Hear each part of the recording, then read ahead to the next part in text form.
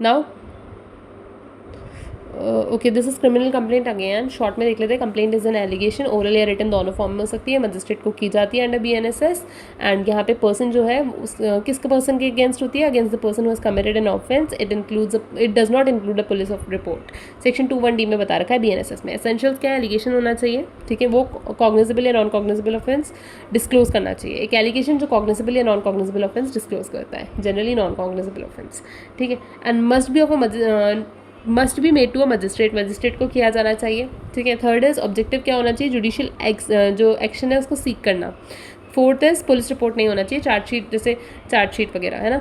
अब types of complaints 4 type की होती है: formal, oral, complaint by post, email, police referral, ठीक है।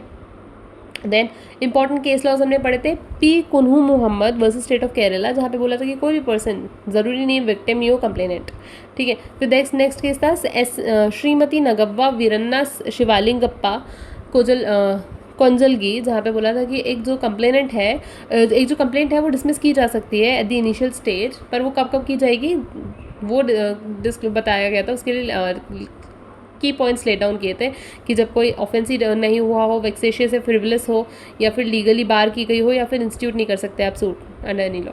फिर then fourth next cases Chandradev Singh versus Prakash Chandra Bose, जहाँ पे बोला था कि मजिस्ट्रेट का रोल क्या है कंप्लेंट में, कि वो सच इनिशियल, देखो मजिस्ट्रेट का कंप्लेंट स्टेज में बस इतना सा रोल है कि वो प्राइमरी फेसी केस एग्जिस्ट करता है या नहीं करता है वो देखेगा बिफोर इशूइंग द प्रोसेस, ठीक है।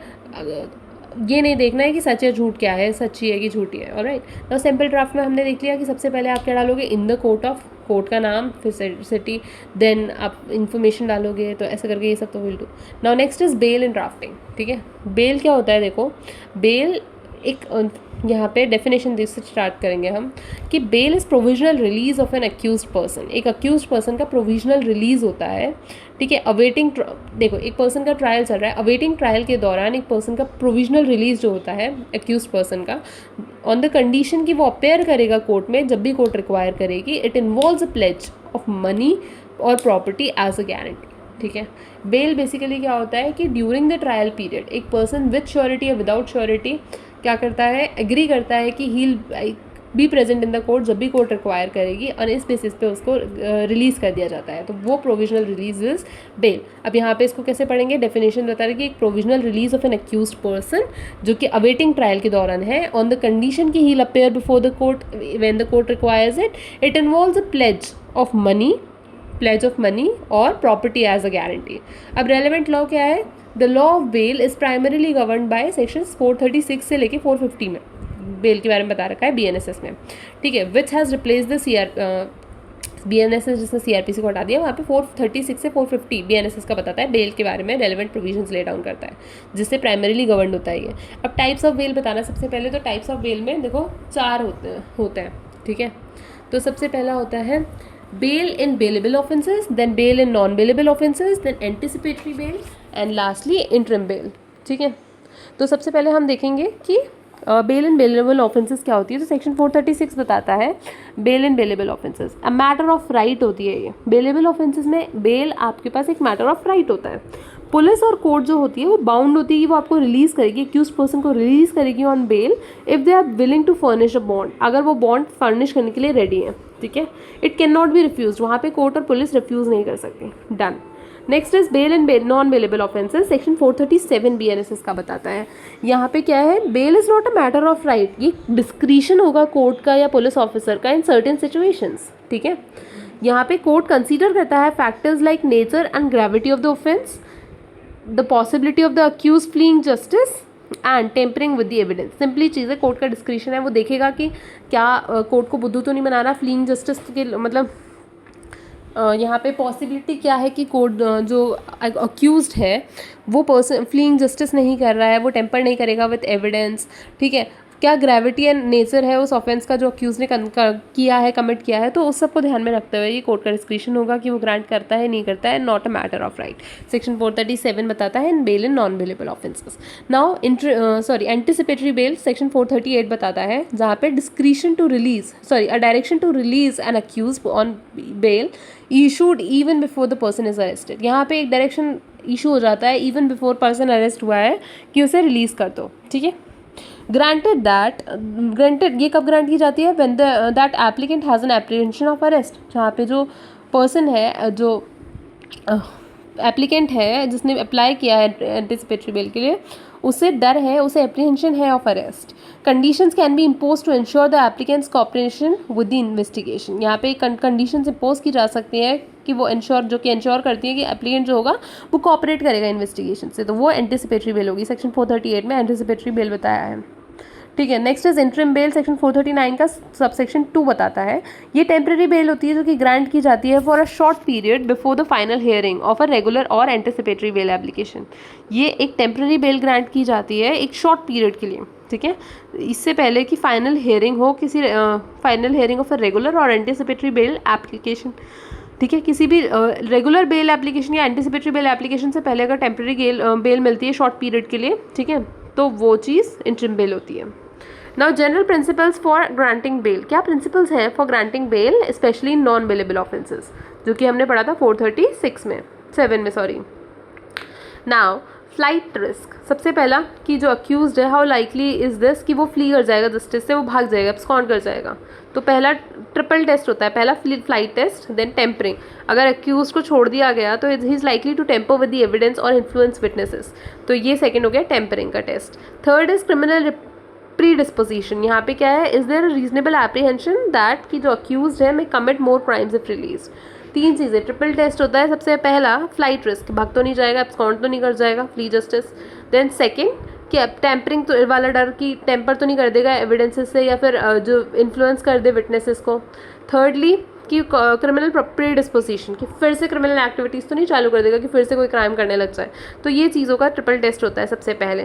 देन अदर कंसिडरेशंस जो ध्यान में रखी जाती हैं, पहला nature and gravity of the accusation, severity of the punishment, duration of the trial, health, age and gender of the accused, ठीक है। देखो सबसे पहला नेचर एंड देखो first and last point, first point बताता है कि ऑफेंस के बारे में, तो nature and gravity of the accusation, ठीक है, एंड लास्ट पॉइंट बताता है health, age and gender of the accuse. तो अक्यूज और उसका एक्यूजेशन 2 पॉइंट्स ही हो गए अदर कंसिडरेशंस में, ठीक है। फिर severity of the punishment and duration of the trial, ठीक है, ये 4 चीज़ें। तो हमने क्या देखा, ट्रिपल टेस्ट होता है और उसके अलावा 4 कंसिडरेशंस और होती हैं, ठीक है। उनके ऊपर 436 में हमें बताते हैं कि कब नॉन बेलेबल ऑफेंसेस पे बेल मिल सकती है, नहीं मिल सकती है। इंपॉर्टेंट केस लॉज क्या है, Satendra Kumar until versus CBI 2022 का केस है, जहाँ पे सुप्रीम कोर्ट ने ले डाउन किया था कि इलेबोरेटेड गाइडलाइंस दी थी एंड कैटेगराइज किया था ऑफेंसेस को फॉर ग्रांटिंग बेल, कौन से ऑफेंसेस में बेल ग्रांट की जा सकती है, ठीक है। उन ऑफेंसेस को कैरेक्टराइज किया था, कैटेगराइज किया था, emphasising that bail is the rule and jail is the exception. यहाँ पे बोला bail is the rule and jail is the exception, हर केस में जेल नहीं जाना है, बेल इज द रूल, ठीक है। Arnesh Kumar versus state of Bihar 2014 का केस है, जहाँ पे डायरेक्टेड पुलिस, जो कोर्ट है उसने डायरेक्ट किया पुलिस को to avoid unnecessary arrest in offences punishable with less than 7 years of imprisonment. अगर कोई ऐसा ऑफेंस है जिसकी punishment less than 7 years of imprisonment है, तो वहाँ पे पुलिस को डायरेक्ट किया गया कि वो अननेसेसरीली अरेस्ट नहीं करें। ये कौन से केस में बताया, ए से Arnesh Kumar versus state of Bihar वाला केस है, और उसी में बोला कि अरेस्ट अननेसेसरी अरेस्ट मत करो, ठीक है। तो अरेस्ट से रिलेटेड है, जो कि ऑफेंसेस जिनकी पनिशमेंट लेस देन 7 years है, ठीक है, imprisonment. Then Gurbaksh Singh Sibbia versus state of Punjab 1980 का केस है, जहाँ पे ये लैंडमार्क केस था that laid down the principles for granting anticipatory bail. कब एंटिसिपेटरी बेल ग्रांट की जा सकती है, वो प्रिंसिपल लेड डाउन किए थे इसमें Gurbaksh Singh Sibbia versus state of Punjab 1980। Now अब हम बात करेंगे ड्राफ्टिंग अ बेल एप्लीकेशन, ठीक है। तो यहाँ पे प्रैक्टिकल पार्ट बात की है। तो सबसे पहले आप हेयर इज ये बता रखा है कि रेगुलर बेल एप्लीकेशन का इन अ नॉन बेलेबल ऑफेंस, ठीक है। तो यहाँ पे क्या है, इन द कोर्ट ऑफ सेशंस जज सिटी नेम, सबसे पहले आप obviously in the court of sessions जज, तो यहाँ पे आप किसके मजिस्ट्रेट, ऊपर हमने मजिस्ट्रेट की बात की थी कंप्लेंट में, अब यहाँ पे हम क्या बात कर रहे हैं, इन द कोर्ट ऑफ सेशंस जज, कोर्ट ऑफ सेशन का जज, सिटी नेम, ठीक है। तो कोर्ट का नाम आएगा सबसे पहले, सबसे बेसिक। फिर criminal miscellaneous bail application number dash of 2024, ठीक है। फिर बेल एप्लीकेशन नंबर, ठीक है, criminal miscellaneous bail application number. Now in the matter of state through police station name, prosecution, अब यहाँ पे भी वही चीज़ है, पहले प्रोसिक्यूशन की इन्फॉर्मेशन वर्सेस एप्लीकेंट या अक्यूज्ड की इन्फॉर्मेशन, नाम आ गया, ठीक है। एप्लीकेंट, अब यहाँ पे क्या है कि बेल की बात हो रही है नॉन बेलेबल ऑफेंस में, ठीक है। तो यहाँ पे क्या है, स्टेट वर्सेस पार्टी रहेगा, तो स्टेट थ्रू पुलिस स्टेशन का नाम प्रोसिक्यूशन में है, ठीक है। And versus mister Rajesh Khanna son of mister Ramesh Sharma, ठीक है। रेसिडेंट ऑफ, फुल एड्रेस डाल दिया, presently in judicial custody at jail name, यहाँ पे अब बेल के लिए है तो आपको ये भी बताना पड़ेगा कि प्रेजेंटली कहाँ जुडिशियल कस्टडी में है और जेल का नाम, एप्लीकेंट अक्यूज्ड, ठीक है। फिर bail application under section 437 of the BNSS 2023, 437 के under bail for non bailable offences के बारे में बात की गई है, तो वहाँ पे उसके अंडर आपने बेल एप्लीकेशन दी है, वो बताया आपने, कहाँ के सेक्शन के अंडर बेल एप्लीकेशन दी है वो बताओगे। फिर रिस्पेक्टफुली शोवत, फिर यहाँ पे रिस्पेक्टफुली शोवत में अगेन 2 पैरा, पहला पैरा में आप बताओगे that the present application is filed on behalf of the applicant के बिहाफ से एप्लीकेशन फाइल की जा रही है जो कि करेंटली जुडिशियल कस्टडी में है इन connection with the FIR number, ठीक है। FIR नंबर डालोगे, डेटेड, उसकी डेट, फिर कहाँ पे registered, registered eight police station का नाम, ठीक है। तो FIR नंबर, डेट और पुलिस स्टेशन का नाम, ठीक है। For the alleged offence punishable, अब किस लिए, किस ऑफेंस में पनिशेबल है, ठीक है, किस सेक्शन में, तो for the alleged offence punishable under section 307 of the भारतीय न्याय संहिता 2023, ठीक है। तो पहले आप बेसिक इन्फॉर्मेशन देखो कि करंट स्टेटस क्या है, ये एप्लीकेशन दी जा रही है अक्यूज के बिहाफ से, कहाँ से आ रही है, अब क्यों दी जा रही है, ये बेल के लिए दी जा रही है, इन कनेक्शन जुडिशियल कस्टडी में है जो हमारा अक्यूज है, FIR number this, dated this, police station का name this, alleged offence this, ठीक है, under the act. Now the applicant, second para है that the applicant was arrested on 20 update, the applicant is then arrest हुआ था and has been in judicial custody since then, फिर आप status दे दोगे कि उस दिन अरेस्ट हुआ था और तब से अरेस्ट में ही, मतलब वहीं पे कस्टडी में है, जुडिशियल कस्टडी में। अब ग्राउंड्स फॉर सीकिंग बेल, किन ग्राउंड्स पे आप बेल सीक कर रहे हो, तो आप पहले डालोगे the applicant is not guilty and has been falsely implicated, जो भी आपके ग्राउंड्स होंगे आप वो डालोगे। यहाँ पे 3 ग्राउंड्स दे, जहाँ पे 5 ग्राउंड्स दे रखे हैं, ठीक है।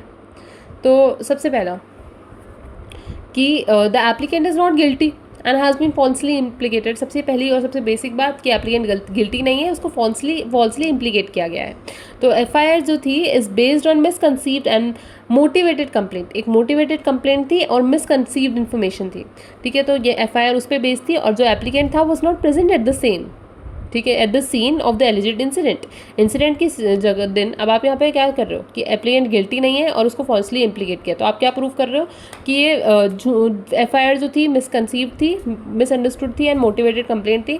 जो एप्लीकेंट था वो तो उस टाइम पे उस सीन पे प्रेजेंट भी नहीं था एलिजिड इंसिडेंट के दौरान, एंड जो एविडेंस था जो कि मेंशन, ठीक है, एंड इसका एविडेंस हम देते हैं एज एविडेंस बाय, फिर अब मेंशन एलिबाई का आप मेंशन करोगे, एग्जांपल उसका मोबाइल लोकेशन या फिर कोई विटनेस जिसने उसे कहीं देखा हो, ठीक है। तो आपने बेसिक चीज़ क्या प्रूव की कि झूठी कंप्लेंट है, हमारा एक्यूज जो था वो उधर प्रेजेंट ही नहीं था at the scene of incident, and उसका एलिबाई ये है या विटनेस ये है, तो ठीक है, ये आप एज एविडेंस भी डाल दोगे। Now no prima facie case, second ground है, कोई प्राइमा फेसी केस ही नहीं है। क्या चीज़ बोली, perusal of the FIR does not disclose the essential ingredients, जो FIR है उसका perusal ये डिस्क्लोज ही नहीं करता कि एसेंशियल इंग्रेडिएंट्स जो कि रिक्वायर्ड है एलिजिड ऑफेंस के लिए वो कमिट हुए हैं कि नहीं, ठीक है, अंडर सेक्शन 307 ऑफ BNSS। तो बेसिकली इंग्रेडिएंट्स ही मेट नहीं हुए हैं सेक्शन 307 के BNS में, तो प्राइमा फेसी केस ही नहीं बनता, जो एलिगेशंस है वो वेग हैं एंड लैक करते हैं स्पेसिफिसिटी, ठीक है।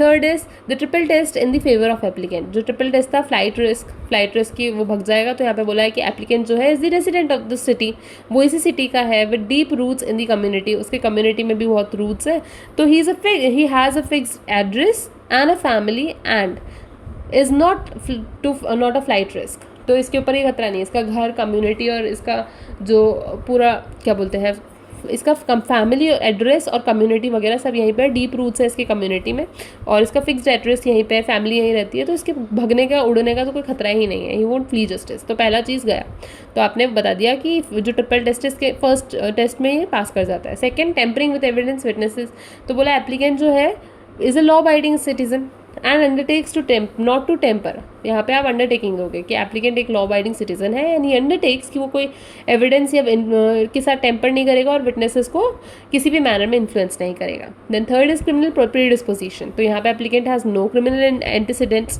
पहले की भी कोई क्रिमिनल एंटीसीडेंट नहीं है जो हमारा एप्लीकेंट है उसकी, and is not likely to commit any offence if release on the bail, ठीक है, और इसलिए ये लाइकली नहीं है कि वो कोई और क्या बोलते हैं ऑफेंस कमिट करे आफ्टर वो रिलीज हो जाए। तो ऐसे करके तीनों जो टेस्ट में पास कर जाता है, ठीक है। अब next is further custody is not required for investigation, तो हमने 2-3 दे दिए, अभी अब फोर्थ हम ग्राउंड दे रहे हैं कि फर्दर कस्टडी रिक्वायर्ड ही नहीं है इन्वेस्टिगेशन के लिए, तो आप उसे रिलीज़ कर दो। Investigation is complete, the police have already filed the chargesheet, police ने चार्जशीट दे दी है, इन्वेस्टिगेशन कंप्लीट है, तो उसको फर्दर कस्टडी में रखने की ज़रूरत नहीं है, उसे रिलीज़ कर दो, ठीक है। तो the continued custody of the applicant is therefore unnecessary, अब कंटिन्यू करोगे उसकी कस्टडी तो that is unnecessary, chargesheet file हो चुकी है, इन्वेस्टिगेशन कंप्लीट हो चुकी है, छोड़ दो। E is health grounds if applicable, अगर एप्लीकेबल है तो आप हेल्थ ग्राउंड्स भी एक ग्राउंड डाल सकते हो बेल के लिए। The applicant is suffering from example कोई हाइपरटेंशन या डायबिटीज से सफ़र कर रहा है and it requires regular medical attention, तो as per the medical report attached, जो आप अटैच करनी पड़ेगी मेडिकल रिपोर्ट के बेसिस पे, आप उसे रिलीज़ कर दो, बेल दे दो। अब प्रेयर में आप क्या डालोगे नेक्स्ट, प्रेयर में in the view of submissions made above, जो भी ऊपर सबमिशंस दिए गए हैं, it is most respectfully prayed that honourable court में प्लीज टू, अब यहाँ पे जो भी ऊपर सबमिशंस दिए गए हैं उसके ऊपर it is most respectfully pray कर रहे हैं रिस्पेक्टफुली दैट कि ऑनरेबल कोर्ट क्या करे, पहला रिलीज़ कर दे एप्लीकेंट को जो कि मिस्टर राजेश शर्मा है on bail in connection with FIR number this, फिर आप कौन से बेल पे रिलीज़ कर दे जो कि दी गई है FIR इसमें under section this eight police station this, FIR section और पुलिस स्टेशन, ठीक है। एंड पास कर सकते हैं कोई भी अदर या फर्दर ऑर्डर्स जो कि ऑनरेबल कोर्ट को डीम फिट है fit and proper in the interest of justice. अब फिर आप लास्ट में डालोगे प्लेस, जहाँ पे city name, date of filing, applicant, accuse जो भी होंगे, ठीक है, जिसकी भी तरफ से बेल की एप्लीकेशन जा रही है, फिर उनका नाम, फिर लास्ट में थ्रू एडवोकेट का नाम एंड ऑफिस एड्रेस, ठीक है, लास्ट में।